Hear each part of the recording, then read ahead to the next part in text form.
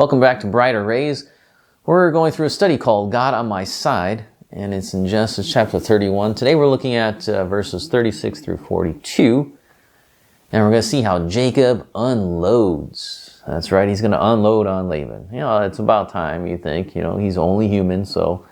But these last few verses here are really a tirade of Jacob when he unleashes his anger and berates his father-in-law. Can't really blame the guy. Now, is it right or not? Probably not. But this is what he does. Because he's about had it. So he comes back with some of his own points against Laban. He says, I'm not a thief.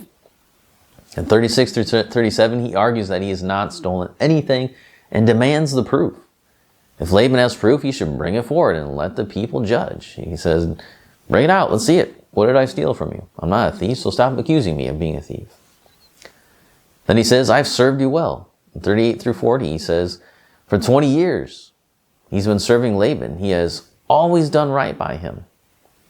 And if there were any losses, like any animals got hurt or killed by a wild animal, Jacob took the loss himself. He replaced the animal and did not pass it on to Laban. So he worked tirelessly in the heat and the cold. If you wanted a good employee, that was Jacob. Jacob was the best employee.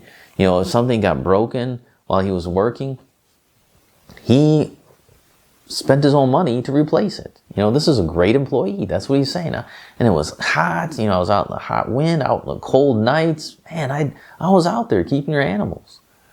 So don't come against me like I was doing something wrong. Then he says, you're a lousy father-in-law. Basically, this is what he says. In verse 41, he turns the tables back on Laban. He says that he has been with him for 20 years. He served 14 years for his 2 daughters and 6 years to the flock. He has put his time in, and what did he get? His wages changed 10 times. In reality, he only wanted to serve the 7 for Rachel and leave. That's all he wanted. As soon as he served those 7 years, he was gone. But Jacob has been long-suffering with Laban. He's put up with them for 20 years. And so, man, you're a horrible father-in-law. I only wanted the 7 and I would have gone back home, but you kept changing the wages on me over and over again. Changed who I was going to marry. You're the worst. And then you get to see the next point, which is that, he says, God is on my side, though.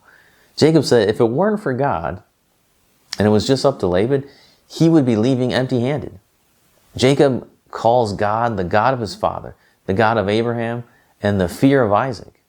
The fear of Isaac is an interesting phrase and has been debated over the centuries. What does that mean?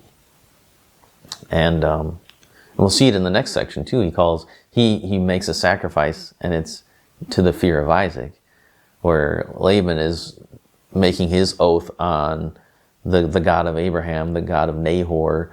Jacob says, no, I'm going to make the oath to the fear of Isaac. So the fear of Isaac is an interesting phrase here. So there's some speculation as to why does he call God the fear of Isaac. Now the ancient rabbis speculated that Jacob did not call God the God of Isaac because Isaac was still alive, and that would in one way or another be dishonoring to God. Okay, that might be a plausible answer. It seems to me that this really harkens back to chapter 27 when Isaac was confronted with his sin of trying to confirm the blessing to Esau instead of Jacob. Remember that Isaac had that interesting series of words there. Isaac trembled exceedingly abundantly when he realized his plan was thwarted by God. When he realized that he had unintentionally did what God had said and blessed Jacob and made him the firstborn. So you see that that makes me think of that. Like, he was so afraid of what he had done before God. He feared, trembled exceedingly abundantly. It says there's a couple adjectives there to show just how much he was shaking because he was so afraid. That's the fear of Isaac. That's the God he was fearing, because he's like, oh, this guy can do whatever he wants. Here I'm from working trying to get Esau to be number one, but God said Jacob was number one, and he made it happen anyway. Deceived all my 5 senses. I didn't, and I wasn't even thinking correctly. And God got what he wanted. So that's interesting. It's the fear of Isaac, and he should be our fear too. Remember what Jesus said: don't fear the one who can destroy the body, but fear the one who can destroy both body and soul in hell. That's the one we fear. That's the one who we tremble before. Not people, not the powers and principalities of the earth, not Satan. We don't tremble before him. We tremble before God himself. So come back next time and we'll look at the conclusion of this study.